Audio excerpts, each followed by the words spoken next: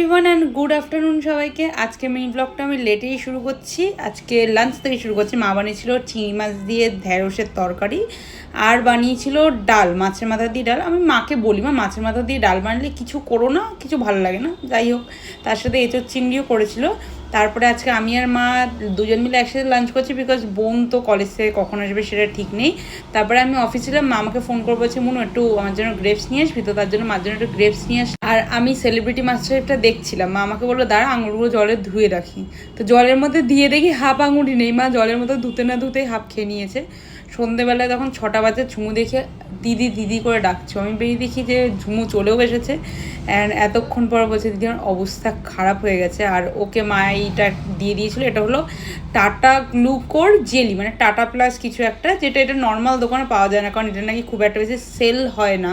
তো আমার খেতে খুব ভালো লাগে, বিকজ আমার ওই 1 টাকা দামের জেলি খেতে খুব ভালো লাগে। তাদের ওই 1 টাকা দামের জেলিটা ভালো লাগবে, তাদের এটা খেতেও ভালো লাগবে, বিকজ এটা পুরোটাই জেলি। এটা ছিল লিচি ফ্লেভারে, আর ওদের অনেক ফ্লেভারই হয়। যেহেতু আমি একটা পাইনি, তো তার জন্য আমি পুরো ডিব্বা অর্ডার দিয়েছিলাম। আর রাত্রিবেলা ডিনারে বানিয়েছিলাম ডালিয়া আর পেঁপের তরকারি। পরে গাড়ি নিয়ে একটু বেরিয়েছিলাম। টুবা আমাকে বললো তুই কোথায়, আমি বললাম রাস্তায়। তো বললো যে একটু আসবি, তো গেলাম। গিয়ে আগে আলু আর টিলিকে অ্যাটাক করলাম, করে ওদেরকে ওপরে উঠিয়ে দিয়েছি একটু খেলাধুলা করে।